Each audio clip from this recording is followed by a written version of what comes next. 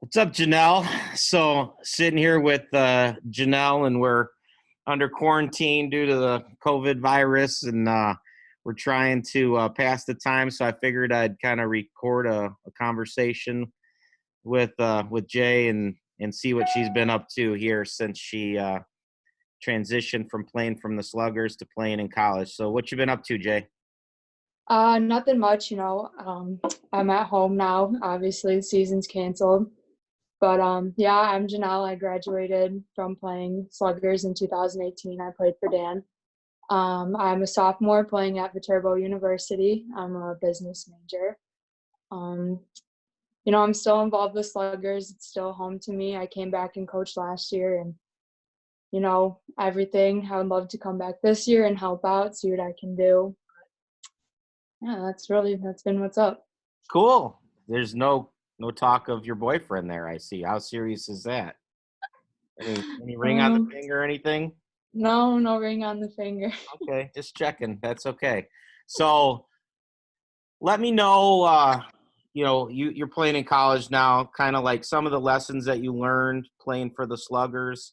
Let me know how that like still helps you today. Some of the things that you kind of took from the program and you've transitioned them to college.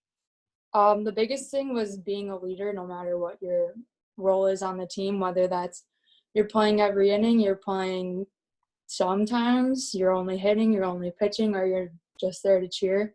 I think that's the biggest thing, is that you're still part of the team and you're still contributing in any type of way you can.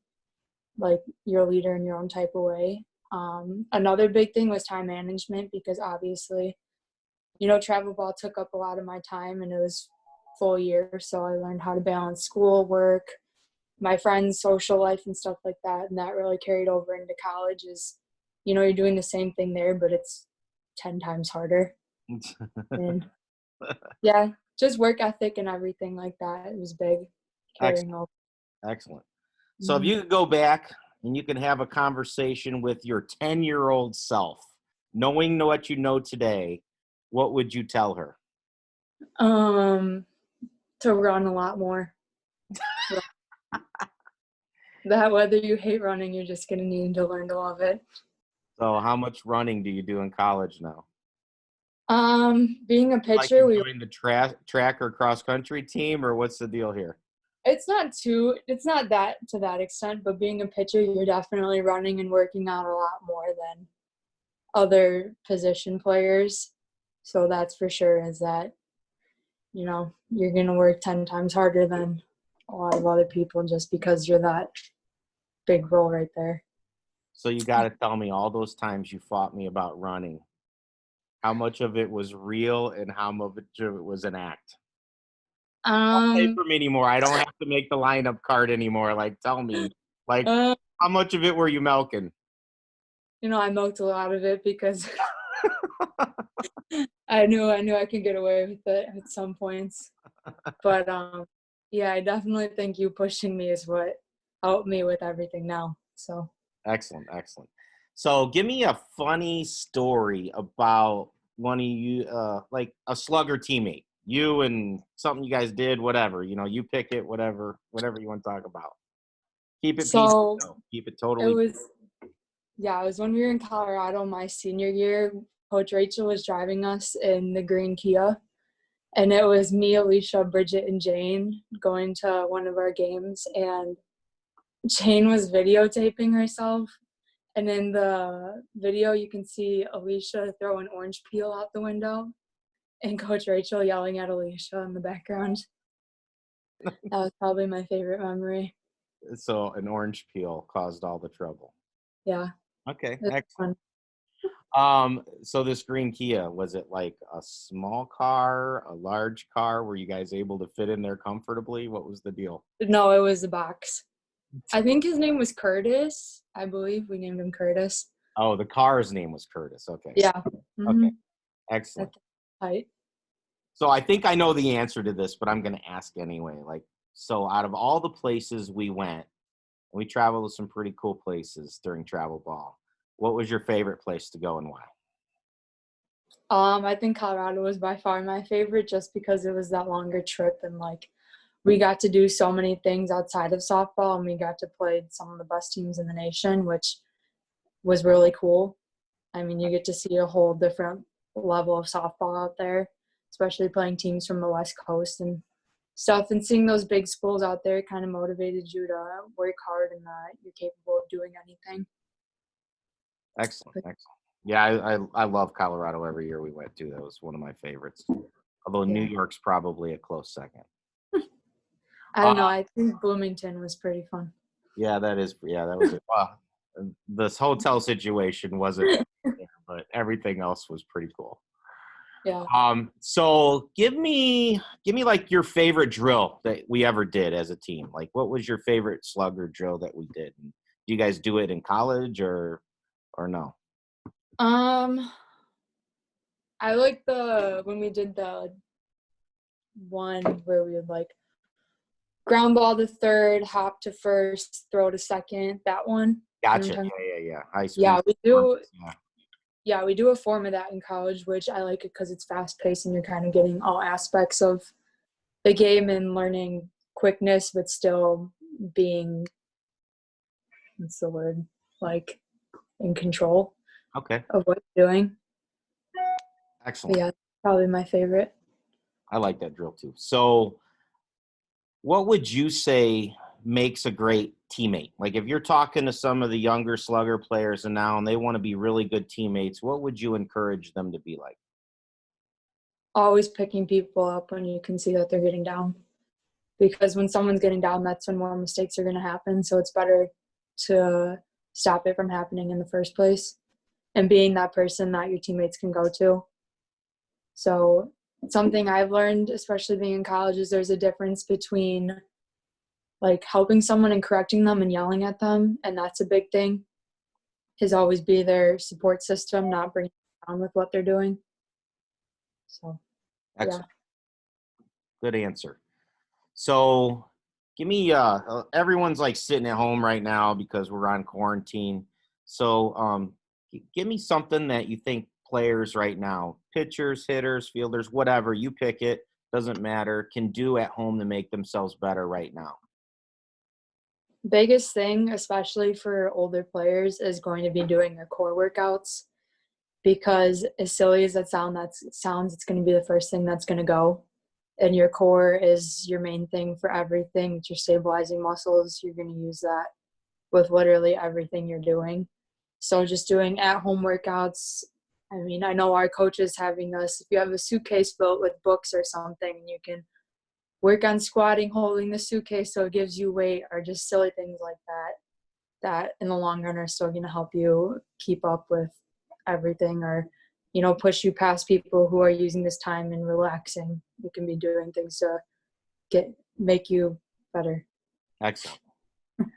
So what would you say would be, like, you've had a lot of coaches in your time. I wasn't obviously your only coach, but what would you say would be your favorite quality in any coach? Like if you wanted your coach to do one thing or be one way, what would that be, you think?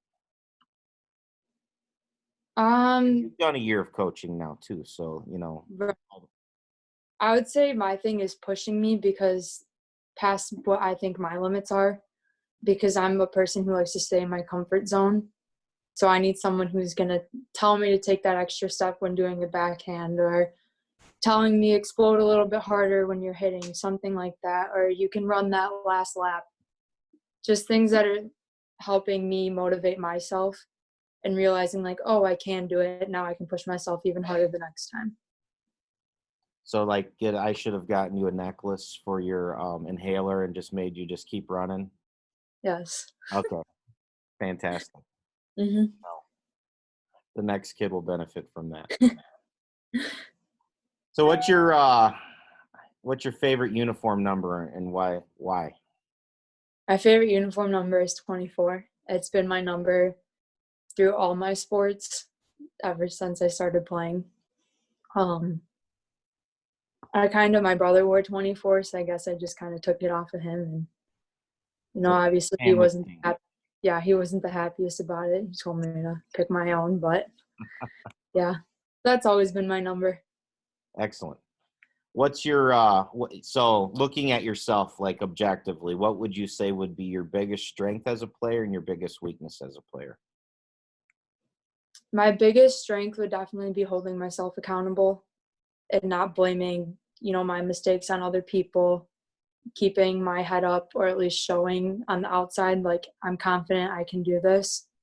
Um, Also being a leader on the team, you know, being coming in as a freshman into college, it was really easy for me to be timid, especially meeting new people and seeing that people already have leadership roles. But then you realize, like, doesn't matter your age or what year you're coming in, you can still be that top player on the team who's leading everyone. So I think that was a big strength of mine. And then my biggest weakness would definitely be getting inside my own head internally while not showing it.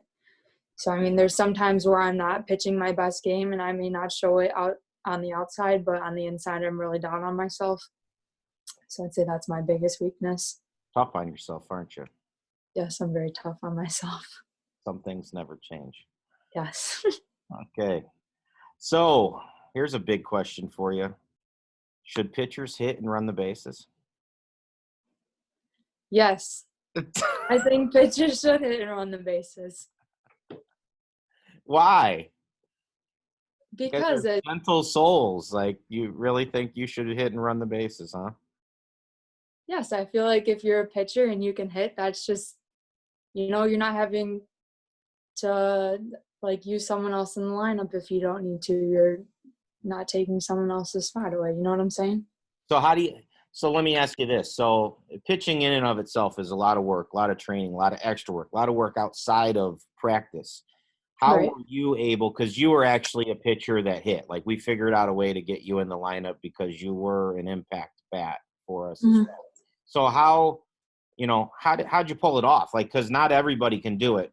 Pitching is extremely demanding and there's only so much time in the day. So tell me how you're able to do both, because you're doing it at college as well. So what kind of workload are you put yourself under to make sure that you're impactful for your team at both pitching and hitting? Just finding time where you can do both. So I know we have extra practices twice a week where we come in, so that's a 2-hour time spot. Yeah. We split up into two groups. So half the team goes for the first hour, the other half of the team goes for the second hour to hit. And pitchers, you come in either the hour before to pitch or you stay the hour after to pitch. And I mean, it's just finding time to get both those things in. So some things never change. Pitchers just have to work harder, right? I mean, it's not that, but just you have to want it for yourself. Okay. It's not something that other people can push you to do. If you're going to want to hit, then you need to find the time to work on it and everything. And there's some days where I'm able to pitch and I can't hit, or there's other days where I'm able to hit and I can't pitch. And it's just finding a balance. If I miss that time, to find another time to make it up. Excellent. Excellent. So umpires, friends or enemies? Um, for me, because I'm not blowing balls past people, I'm not the fastest. I really rely on my spin. Depends. If they're corner callers, then, I love them. If they're not, then my biggest fans. So if you've got an ump, what's your strategy? You got an ump that's not calling corners. What are you going to do? Find places that they're willing to swing. Okay. Hit the ball. So, I mean, I'm not going to really adjust too much where I'm throwing my pitch, but just slowly bring it in or up or down depending on the ump, but still not giving in to them and letting them take control of the game. What about change-ups? You got a pretty nasty change-up back in the day. You still got that going? Yes, it was a little rough at the beginning of this season, but I think once I started getting more comfortable again with it, and throwing inside or throwing on dirt is a big adjustment too. So once I kind of got used to that again, it was getting better. Okay. Excellent. Yep. So let's see. Talk about failure and how it's been important in your growth as a softball player. I mean, especially in this sport, you're going to fail more than you succeed. And it's learning to use your failures and grow and kind of teach yourself, I did this, what can I do to fix that? Not using it and getting down on yourself and saying, oh, I didn't get on base or I struck out this many times over the weekend. And see, oh, I did this wrong. How can I fix it to make next weekend better? So I think it's important to use your failures and use them as lessons. What this is the last question. So, what qualities make up a championship team in your opinion? Selflessness is definitely the biggest one, because even though this is a team sport, you do see some people who are there for themselves and really only care about them and how they're doing in their stats and stuff like that. And it's going to be, I'm here to play for my team. And if that means, say you're number 4 hitter and you get called to do a suicide squeeze, it's not, oh, this is going to go against my average or whatever. It's, I'm doing this to score this run for my team, and holding yourself accountable and putting in the work outside of your regular practices, whether that means lessons or, just even going out and having your mom or dad roll you ground balls. Sure. It's little things like that that's going to put you past other people. And I think having respect for, your coaches, your umpires and stuff like that, not, every coach is different, especially in college. There's going to be things that they say that you're not used to. And it's going to be adjusting to that, not going against them and saying, oh, I've been taught something else my whole life. I'm not doing this. Or same thing, you get a bad call from an umpire. You're not throwing your hands in the air, making faces. It's okay. You can't let them take control of the game. Just everything like that, I guess. So I have just one last question because I have to throw this in. How is your soft slapping game these days? Is it good? My soft slapping game hasn't been the best. I haven't been told to do it in a while. I don't think you've ever. First of all, the story goes you've never been told to do it. You just did it. Okay, but it Is worked that out true? perfectly. Am I lying? Do you want me to tell the story? You can tell the story. Okay. I'll tell So my part of the story. back in the day, I can't remember what year it was. I think it was like 15U maybe or I 16. think it was 16, yo. 16U.